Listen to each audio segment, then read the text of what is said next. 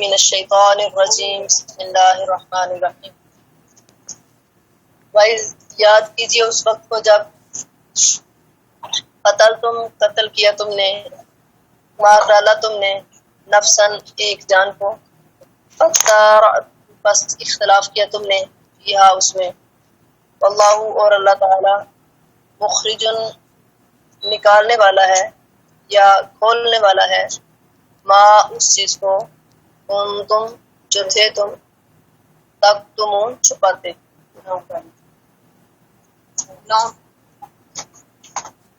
کل ہم نے یہ سارا واقعہ پڑھا تھا کہ بنی اسرائیل کا ایک آدمی قتل ہوا اور اس کو اس کے بھتیجے نے قتل کر دیا۔ تو وہ پہلے اللہ تعالیٰ نے مسئلہ کال بتایا اور بعد میں اللہ تعالیٰ کی مرضی ہے جیسے چاہیں بیان کر دیں، تو بعد میں اللہ تعالیٰ مسئلہ بیان کر رہے ہیں کہ واقعہ کیا ہوا تھا، وجہ کیا بنی تھی گائے کو ذبح کرنے کی۔ تو اللہ فرماتے ہیں نبی صلی اللہ علیہ وسلم کے دور کے جو یہودی تھے ان سے کہا جا رہا ہے کہ یاد کرو جب تم نے قتل کیا، یعنی تمہارے بڑوں نے قتل کیا، جب تم نے ایک خون کیا، ایک جان کو قتل کیا، پھر ایک دوسرے پر الزام لگانے لگے، اور اللہ تعالیٰ کو منظور تھا کہ اللہ تعالیٰ اس واقعہ کو کھول کر بیان کرے جس کو تم چھپاتے تھے۔ یعنی وہ بھتیجے نے اپنے چچا کو قتل کر کے اور جو ہے اپنے بھتیجے کو قتل کر کے لوگوں پر الزام لگانے لگ گیا۔ تو اللہ تعالیٰ فرماتے ہیں کہ ہم نے ان کو حکم دیا کہ ایک گائے کو ذبح کرو، پھر انہوں نے بڑے سوالات کیے، بڑی تفتیش کی اور اپنے لیے خود مشکلات پیدا کی، تو اللہ تعالیٰ نے بھی ان کے لیے مشکل کر دی اور پابندی لگا دی کہ اس طرح کی گائے ہونی چاہیے، اس رنگ کی ہونی چاہیے، اس عمر کی ہونی چاہیے۔ تو پھر گراں قیمت اور فضیحت کے خطرے اور ان کے تعنت کی وجہ سے ایسا معلوم ہوتا تھا کہ وہ اسے کبھی بھی ذبح نہیں کریں گے کیونکہ وہ بہت قیمتی تھی، اور ان کی رسوائی بھی بہت زیادہ تھی اس بات میں کہ ان کے اوپر الزام لگ رہا تھا۔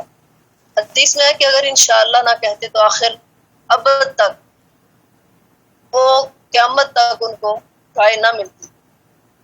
اور اللہ فرماتے ہیں کہ یہ واقعہ تم ایک دوسرے کے اوپر، یہ قتل کا معاملہ جو ہوا تھا ایک دوسرے کے اوپر الزام لگانے لگے، لیکن اللہ تعالیٰ اس کو کرنے والا تھا۔ تو اللہ فرماتے ہیں فَقُلْنَا اضْرِبُوهُ پس کہا ہم نے، فَقُلْنَا پس کہا ہم نے، اضْرِبُوهُ مارو اس کو، بِبَعْضِهَا ساتھ اس کے بعض ٹکڑے کے، كَذَلِكَ اسی طرح يُحْيِي اللَّهُ زندہ کرتا ہے اللہ تعالیٰ الموتى مردوں کو، وَيُرِيكُمْ اور دکھاتا ہے تمہیں آیاتہ نشانیاں اپنی، لعلکم تاکہ تم تعقلون عقل کرو۔ اللہ فرماتے ہیں ہم نے کہا بنی اسرائیل سے، یہودیوں کو کہا جا رہا ہے کہ تمہارے بڑوں سے ہم نے کہا تھا کہ اس مردے پر گائے کا ایک ٹکڑا لگاؤ، اللہ تعالیٰ اسی طرح مردوں کو زندہ کرے گا اور تم کو اپنی نشانی دکھاتا ہے اس لیے کہ تم کو عقل، تمہارے اندر عقل ہو جائے، تمہارے اندر عقل آ جائے۔ تو گائے کے کسی عضو کو انہوں نے مقتول پر مارا، اس کی کسی صحیح حدیث سے تعین ثابت نہیں ہے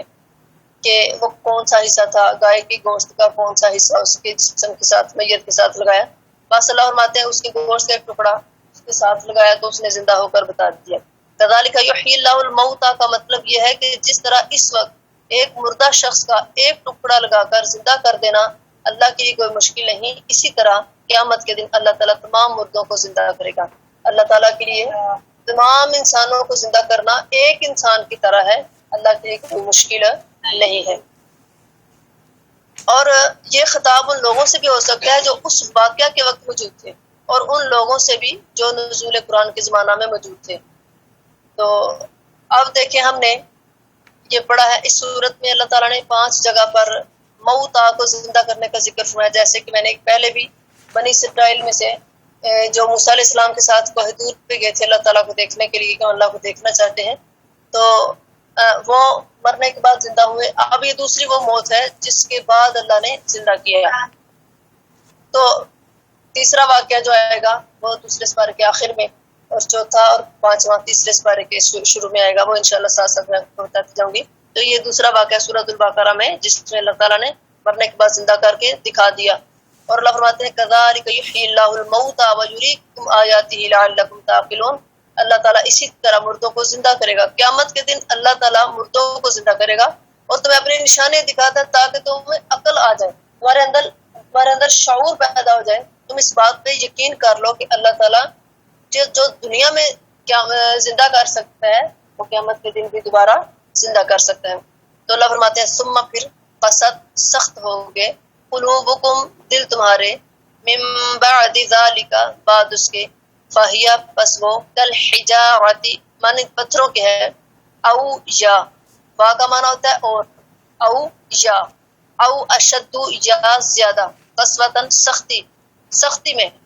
وَإِنَّا اور بے شک من الحجارتی بعض پتھروں میں سے، لما البتہ وہ ہے، یتفجر پھٹ نکلتی ہیں،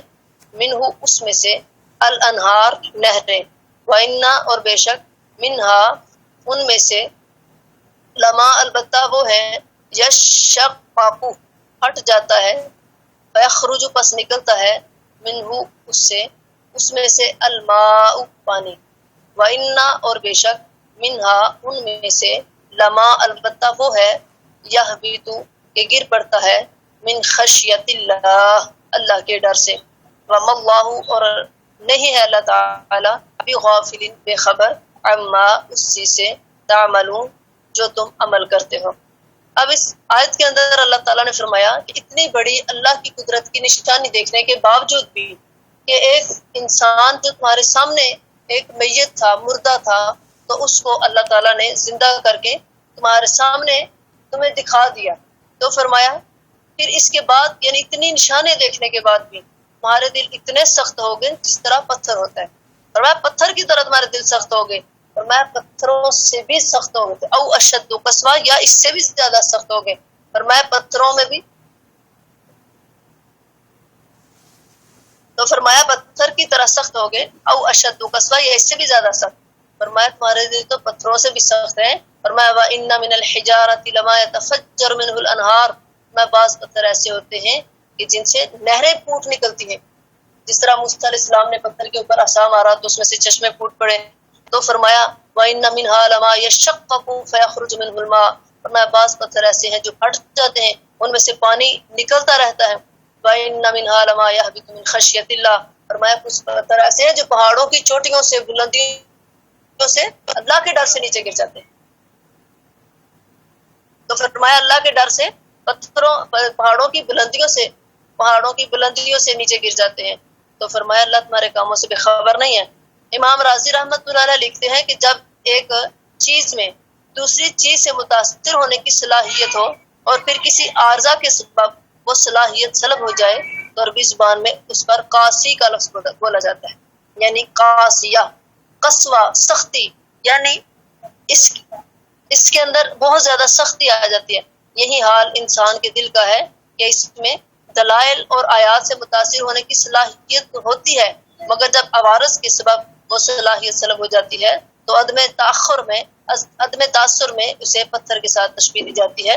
کہ اس کے اندر صلاحیت ہونے کے باوجود بھی یہ حق بات کو سمجھ نہیں رہا، تو فرمایا گویا کہ یہ پتھر سے بھی زیادہ سخت اس کا دل ہو چکا ہے۔ اس آیت میں اللہ تعالیٰ نے بنی اسرائیل کو سرزنش فرمائی کہ عجیب کم بخت قوم ہو کہ مردے کا جی اٹھنا تک تم نے اپنی آنکھوں سے دیکھ لیا ہے، مگر پھر بھی تم اپنے کفر اور سرکشی پر ڈٹے رہے اور تمہارے دل نرم ہونے کی بجائے بہت زیادہ سخت ہو گئے جیسے پتھر، بلکہ اس سے بھی زیادہ سخت۔ اس لیے اللہ تعالیٰ نے مسلمانوں کو اہل کتاب کا رویہ اختیار کرنے سے منع فرمایا، اور اللہ نے قرآن کریم کی آیت میں فرمایا وَلَا يَكُونُوا كَالَّذِينَ أُوتُوا الْكِتَابَ مِنْ قَبْلُ فَطَالَ عَلَيْهِمُ الْأَمَدُ فَقَسَتْ قُلُوبُهُمْ، اللہ فرماتے ہیں ان لوگوں کی طرح نہ ہو جائیں جنہیں اس سے پہلے کتاب دی گئی، پھر ان پر مدت دراز ہونے سے ان کے دل سخت ہو گئے، اللہم لا تجعلنا منہم۔ تو یہ ایسی قوم تھی، انہوں نے ہر بات میں ہیلے، مکر و فریب، پیغمبروں کے ساتھ دغا، قوم کے ساتھ دغا، اللہ کی آیات میں تبدیلیاں، تخریف، تغیر، تبدل، اور اللہ تعالیٰ کے دین کے اندر بھی انہوں نے انحراف پیدا کر دیا اور پیغمبروں تک کو قتل کر دیا، سب سے ضدی اور سرکش قوم۔ تو فرمایا تم نے ان لوگوں کی طرح نہیں ہونا، ان کے دل اللہ کی اتنی بڑی نشانیاں دیکھنے کے باوجود بھی سخت ہو گئے۔ اللہ اکبر۔ آگے اللہ فرماتے ہیں آفاتطمعون، کیا پس تم طمع رکھتے ہو، اے مسلمانوں کیا تم لالچ کرتے ہو، کیا تم امید رکھتے ہو یہ کہ وہ ایمان لائیں گے، لکم تمہارے لیے، فقط اور تحقیق، کانا تھا، فریق ایک گروہ، منہم ان میں سے، یسمعون وہ سنتا تھا، اب یسمعون جمع کا صیغہ ہے، ان لوگوں میں سے ایک گروہ ایسا تھا، اس گروہ کے جو لوگ تھے، یسمعون جمع کا صیغہ ہے، وہ سنتے تھے کلام اللہ، کلام اللہ تعالیٰ کا، یعنی تورات، ثم پھر یحرفونہ بدل ڈالتے تھے اس کو، من بعد ما عقلوہ بعد اس کو سمجھنے کے، من بعد ویسے من کا معنی ہوتا ہے سے، من سے، لیکن ادھر آئے گا من بعد بعد اس کے، ما عقلوہ کے سمجھ لیا انہوں نے اس کو، وہم یعلمون اور وہ جانتے تھے۔ اللہ فرماتے ہیں مسلمانوں کیا تمہیں توقع ہے کہ یہودی تمہاری بات مان لیں گے؟ افتطمعون ان یؤمنوا لکم، وہ تمہاری بات مان لیں گے، تمہارے لیے ایمان لے آئیں گے، تمہاری بات سن کر ایمان لے آئیں گے۔ فرمایا وقد کان فریق منهم یسمعون کلام اللہ، فرمایا ان میں سے ایک فرقہ ایسا گزرا ہے جو اللہ کا کلام سنتا تھا، اللہ کی تورات کو سنتا تھا، اور فرمایا ثم یحرفونہ من بعد ما قالوہ، فرمایا سمجھ جانے کے بعد بھی جان بوجھ کر، وہم یعلمون جان بوجھ کر اس کو بدل ڈالتا تھا۔ اللہم لا تجعلنا منهم۔ یہ خطاب مسلمانوں سے ہے کہ یہود سے ایمان کی توقع بے فائدہ ہے، ان کے اسلاف یہ ہیں کہ وہ دیدہ و دانستہ، سمجھدار ہونے کے باوجود، سوچ بچار رکھنے کے باوجود اللہ کی کلام یعنی اللہ کی تورات میں تحریف کر ڈالتے تھے۔ اور اس جگہ لفظ تحریف یحرفونہ من بعد ما قالوا، سمجھنے کے بعد تحریف کرنا، اس میں تحریف جو ہے یعنی اللہ تعالیٰ کی کتاب میں جو تحریف ہے لفظی اور معنوی دونوں قسم کی تحریف ہے، یعنی انہوں نے تورات کے الفاظ کو بھی بدل دیا، تورات کے معنی مفہوم کو بھی بدل دیا، تو انہوں نے تورات کے الفاظ بھی بدل ڈالے، مگر زیادہ تر غلط تعویل سے معنی تبدیل کرنے کی کوشش کرتے تھے۔ یہ یہودیوں کی پرانی روش ہے، پرانا طریقہ کار ہے۔ موجودہ یہود کے علماء نے ان آیات تورات کو بدل ڈالا تھا جن میں نبی کریم صلی اللہ علیہ وسلم کے اوصاف مذکور تھے۔ جو موسیٰ علیہ السلام کے دور کے یہودی تھے انہوں نے تورات کو ان کے بعد کچھ جو اللہ تعالیٰ فرماتے ہیں کہ فطال علیہم العمد، ان پر مدت دراز ہونے پر ان کے دل سخت ہو گئے، جب کافی دیر پیغمبر نہ آئے تو انہوں نے کہا کہ ہم ایسے ہی ہیں، ہمیں شتر بے مہار کی طرح سے کھلا چھوڑ دیا جائے، جو مرضی کریں۔ تو فرمایا وہ جو یہودی تھے پہلے دور کے یہودی، وہ تورات میں لفظی اور معنوی انحراف کرتے تھے، تبدیلیاں کرتے تھے، اور وہ احکام کو بدلنے کی کوشش کرتے تھے، لوگوں سے ان کی مرضی کے مسائل بیان کر کے جو ہے ان سے پیسے لیا کرتے تھے، ان سے مالی منافع لیا کرتے تھے۔ تو فرمایا یہ نبی صلی اللہ علیہ وسلم کے دور کے جو یہودی تھے وہ تورات ان الفاظ کو بدلتے تھے جن میں نبی کریم صلی اللہ علیہ وسلم کی شان تھی، نبی صلی اللہ علیہ وسلم کی صفات تھی، نبی صلی اللہ علیہ وسلم کی تعریفات تھیں، اور اپنے دل سے حلال کو حرام اور حرام کو حلال ٹھہرا لیا تھا۔ تو آج کل کے باطل پرست علماء نے بھی اپنے مذمومہ مسائل کی صحت ثابت کرنے کے لیے، یعنی جو مذمت شدہ مسائل ہیں جن کی اسلام کے اندر کوئی روح ہی نہیں ہے، اسلام کے اندر جن کا کوئی وجود ہی نہیں ہے، ان کو صحیح ثابت کرنے کے لیے ہر قسم کے حوالہ جات قرآن و حدیث سے تراش رکھے ہیں، شریعت میں تحریف کا ارتکاب کر رہے ہیں۔ جو بھی بندہ قرآن میں تبدیلیاں کرتا ہے اللہ تعالیٰ اس کا حشر یہودیوں کے ساتھ کرے گا، اور اللہ فرماتے ہیں جو لوگ اللہ کی آیات کو چھپاتے ہیں ان کا ٹھکانہ جہنم ہے، اور یہودیوں کے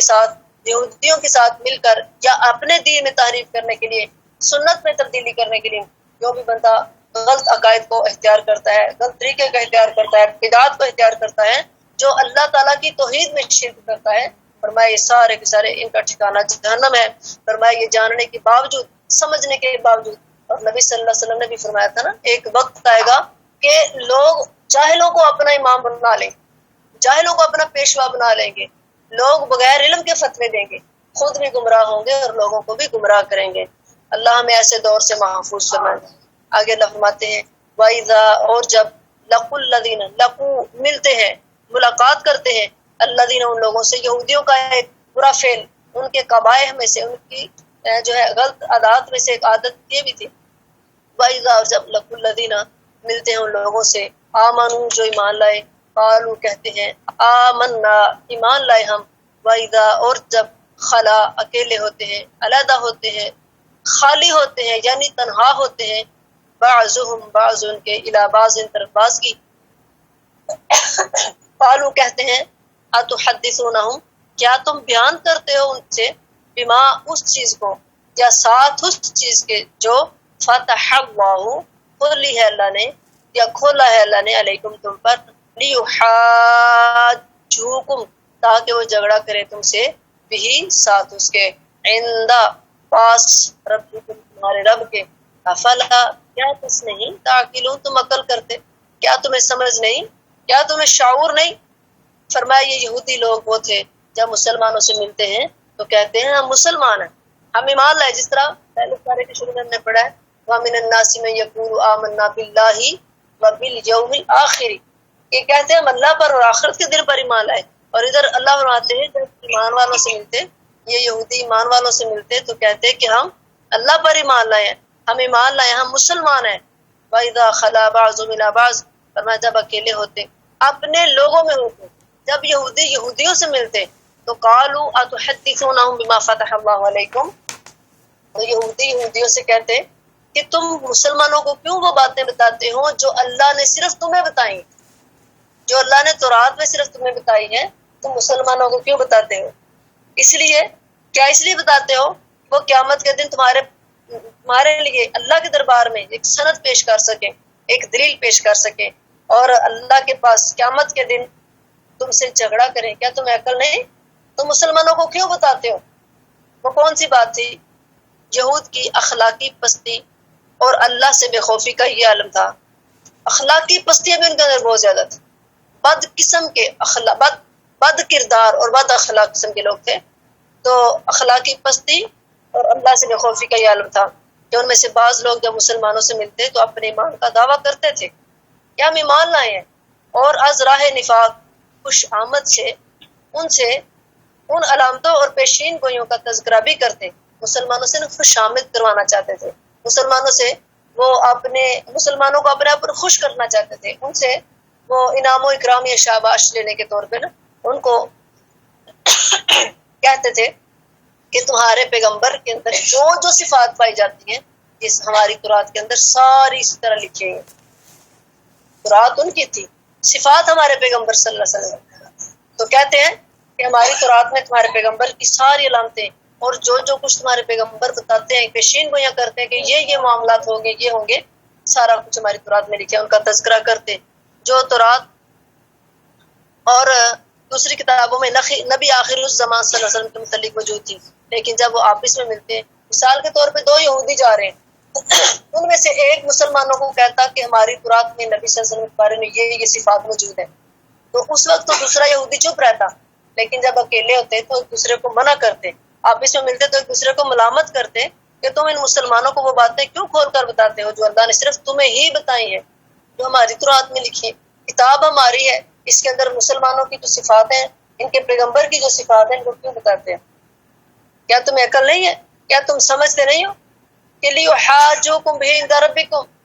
یہ جو مسلمان ہیں آخرت میں اللہ کے سامنے تمہاری اپنی فراہم کردہ معلومات کی بنا پر تم پر حجت قائم کریں گے کہ اللہ ان یہودیوں کو معلوم تھا یہ تیرا سچا پیغمبر ہے یہ تیرا آخری قرآن جو ہے تیری آخری کتاب جو سچی کتاب ہے تو اللہ یہ جان بوجھ کر ایمان نہیں لائے نبی صلی اللہ علیہ وسلم کو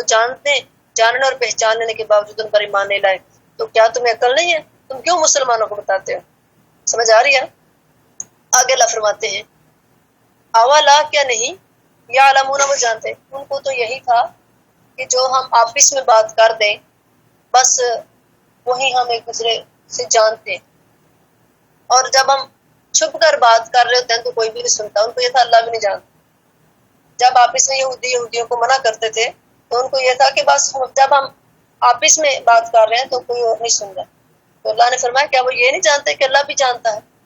کیا ان کو یہ معلوم نہیں کہ اللہ چھپی کھلی ہر بات کو جانتا ہے دلوں کے بید تک جانتا ہے تو ایک دفعہ ایسا ہوا نبی کریم صلی اللہ علیہ وسلم جا رہے تھے کہیں تو دو یہودی گزرے تھے انہوں نے کہا وہ دیکھو اللہ کے نبی جا رہے ہیں کس نے کہا یہودیوں نے کہا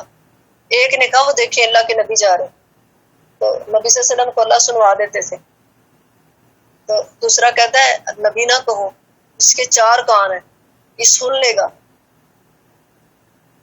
نبی نہ کہو کیوں کہہ رہے تھے کیوں کہہ رہا تھا کہ یہ نبی صلی اللہ علیہ وسلم جو ہے نا یہ کہیں گے مجھے تو نبی مانتے نہیں اور خود کہہ رہے ہیں کہ اللہ کے نبی جا رہے ہیں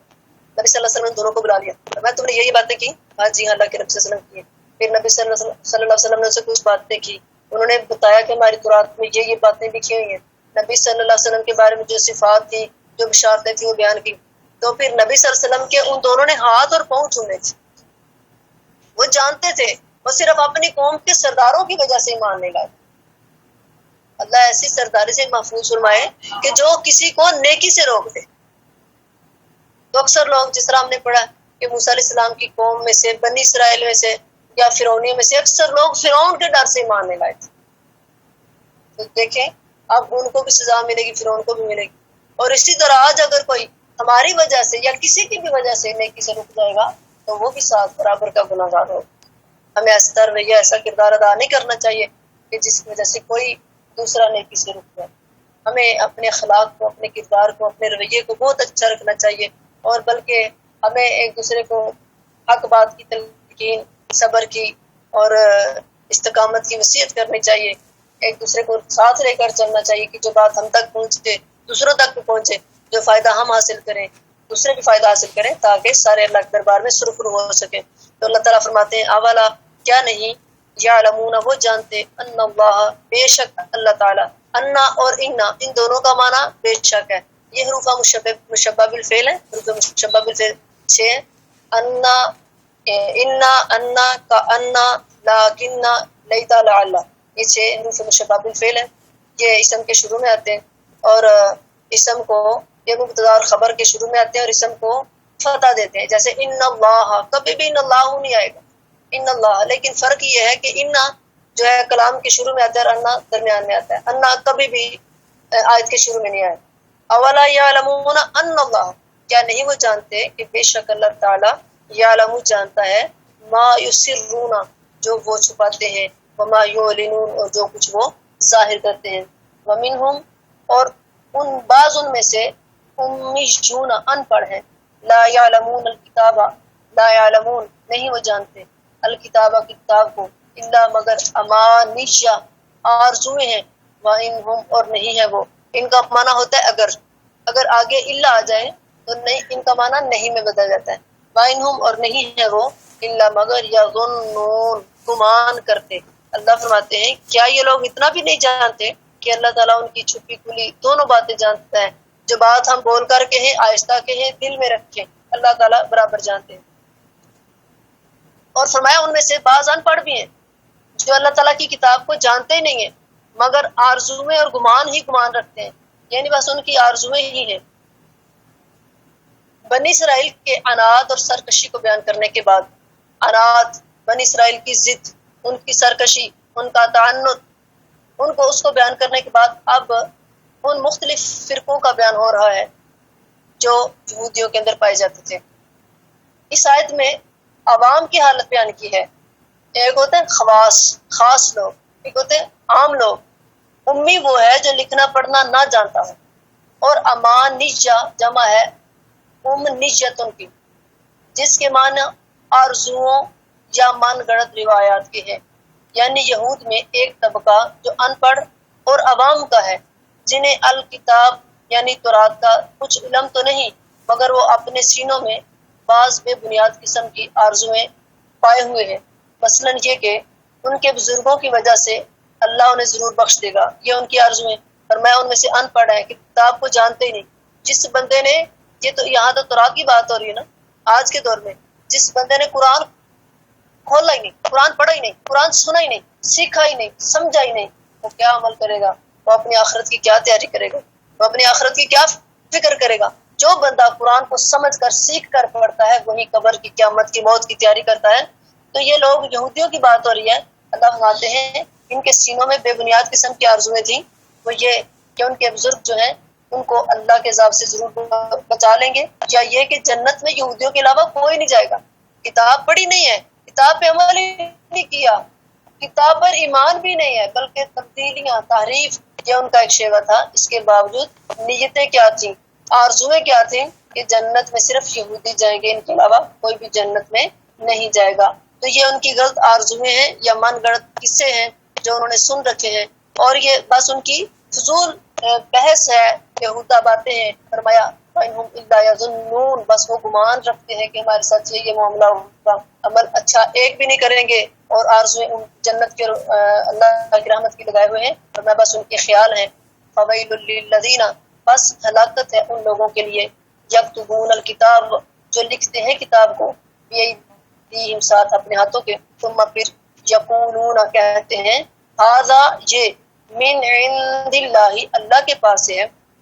لیشترو، تاکہ مول لیں، بھی، ساتھ اس کے، لیشترو، تاکہ لے لیں، یہ بھی آتا ہے، اس کا معنی بیچنا بھی ہوتا ہے، خریدنا بھی ہوتا ہے، بھی، ساتھ اس کے، ثمناً، قیمت، قلیلاً، تھوڑی، لیشترو ادھر آئے گا تاکہ لیں، بھی، بدلے اس کے، ثمناً، قیمت، قلیلاً، تھوڑی، فویل، پس ہلاکت ہے، لہم، ان کے لیے، مما، اس چیز سے، کتبت، کے لکھتے ہیں، ایدیہم، ہاتھ ان کے، وویل، اور ہلاکت ہے، لہم، ان کے لیے، مما، اس چیز سے، یکسبون، جو وہ کماتے ہیں۔ اللہ فرماتے ہیں ان کے لیے ہلاکت ہے۔ ویل ایک جہنم کا ایک گڑھا ہے اور اتنی سخت اس کے اندر آگ ہے کہ جہنم خود اس سے پناہ مانگ۔ تو فرمایا کہ ویل، اس کا معنی خرابی ہے، وائے ہے، ہلاکت ہے۔ فرمایا ان کے لیے جو ایک کتاب اپنے ہاتھ سے لکھتے ہیں، پھر کہتے ہیں یہ اللہ کے پاس ہوتی ہے، تو رات کے اندر تبدیلیاں کرتے، لوگوں کو خوش کرنے کے لیے ان کی مرضی کے مطابق مسئلے بتاتے اور اس انداز سے پڑھتے جیسے اللہ نے نازل کی، تو لوگوں کو کہتے کہ یہ اللہ نے اتاری ہے۔ ان کا مطلب یہ تھا کہ اس کو بیچ کر تھوڑا سا مول کمائے، سامانن قلیلا، وہ بہت زیادہ ان کو سرمایہ دیتے تھے، لیکن اللہ نے اس کو قلیل کہا، اس لیے کہ آخرت کے بدلے میں ساری دنیا بھی مل جائے تو وہ تھوڑی ہے۔ تو اللہ فرماتے ہیں فَوَيْلٌ لَّهُم مِّمَّا كَتَبَتْ أَيْدِيهِمْ، فرمایا خرابی ہے ان کے اس لکھائی پر، وَوَيْلٌ لَّهُم مِّمَّا يَكْسِبُونَ، اور خرابی ہے ان کی اس کمائی پر، جو لکھتے تھے اس پر بھی ہلاکت ہے، جو کماتے تھے، لوگوں سے پیسہ لیتے تھے، اس پر بھی ان کے لیے ہلاکت ہے۔ یہ تعلیم یافتہ طبقہ تھا، یہ اس کی حالت تھی جو پہلے ہم نے پڑھا، عام لوگ کتاب پڑھتے نہیں تھے لیکن توقعات، آرزویں، امیدیں لمبی لمبی، تو یہ وہ لوگ تھا، یہ جو پڑھا لکھا طبقہ تھا، تعلیم یافتہ طبقہ تھا، جو خود گمراہ اور دوسروں کو گمراہ کرنے کے لیے فتوے دیتے رہتے۔ مطلب یہ ہے کہ وہ عوام کو محض دنیا کمانے کے لیے ان کی خواہشات کے مطابق باتیں جوڑ کر لکھ دیتے اور انہیں بڑی ڈٹائی اور جرأت سے اللہ، اس کے رسول یعنی موسیٰ علیہ السلام کی طرف منسوب کر دیتے تھے کہ تورات جو ہے اللہ نے آسمان سے نازل کی ہے۔ ایسے لوگوں کے لیے ویل ہے۔ آج بھی اگر قرآن کے اندر کوئی تحریف کرتا ہے یا اپنی مرضی سے اس کے اندر اس کی تفسیر، قرآن کو شان اور منصب حاصل ہے کہ کوئی اس کے زبر زیر میں تبدیلی نہیں کر سکتا، لیکن قرآن کے معنی مفہوم کو جو بدلے گا وہ بھی اسی زمرے میں آئے گا۔ تو فرمایا ویل جہنم میں ایک وادی کا نام ہے، کافر 70 سال کی مسافت تک اس کی گہرائی میں چلا جائے گا مگر اس کی گہرائی تک نہیں پہنچ سکے گا۔ اور ویل کے معنی ہلاکت اور تباہی ہے۔ اور حضرت ابن عباس رضی اللہ عنہ فرماتے ہیں مسلمانوں، جب اللہ نے تمہیں بتا دیا ہے کہ اہل کتاب نے اپنی کتاب کو بدل ڈالا، وہ خود اپنے ہاتھوں سے لکھ کر اور اسے اللہ کی کتاب ٹھہرا کر سستے داموں فروخت کر ڈالتے تھے، اور تمہارے پاس اللہ کی تازہ کتاب قرآن مجید موجود ہے، پھر تم کو اہل کتاب سے کچھ پوچھنے کی ضرورت ہی کیا؟ آج ہم یہودیوں سے کوئی مسئلہ نہیں پوچھ سکتے، عیسائیوں سے کچھ مسئلہ نہیں پوچھ سکتے، ان سے کوئی فتویٰ نہیں لے سکتے، اس لیے کہ ہمارے پاس قرآن موجود ہے۔ تو ابن عباس فرماتے ہیں تمہارے پاس تازہ ترین نازل ہونے والی کتاب موجود ہے، تمہیں کیا ضرورت ہے اہل کتاب سے پوچھنے کی؟ ابن عباس رضی اللہ عنہما کے اس قول پر ان حضرات کو خاص طور پر غور کرنا چاہیے جو صحیح احادیث کو چھوڑ کر تورات، انجیل اور تلمود کے محرف یعنی تبدیل شدہ اقوال سے شغف فرماتے ہیں، اس سے وابستگی رکھتے ہیں۔ نیز اس آیت میں ان لوگوں کو بھی غور کرنا چاہیے جو کتاب و سنت کو چھوڑ کر ادھر ادھر کی بے سند کتابوں کو اپنا دین بنائے ہوئے ہیں اور اسی کو ہی اپنا اصل سمجھتے ہیں کہ یہی ہمارے لیے عمل کرنے کی چیز ہے، اپنے اماموں کے اقوال، اپنے پیشواؤں کے، اپنے بڑوں کے، بزرگوں کے، اور یہ کہتے ہیں کہ ٹھیک ہے قرآن میں یہ بات ہوگی، یہ صحیح ہوگی، حدیث میں یہ بات ہوگی، صحیح ہوگی، لیکن ہمارے بڑے ایسے کریں گے، ہمیں ایسے انداز اختیار نہیں کرنے چاہیے۔ اللہ سے دعا ہے کہ اللہ تعالیٰ ہم سب کو ہر قسم کے فتنے سے محفوظ رکھے، ہر قسم کی تحریف سے، تبدیلی سے، تغیر سے محفوظ رکھے۔ اللہ ہم سب کو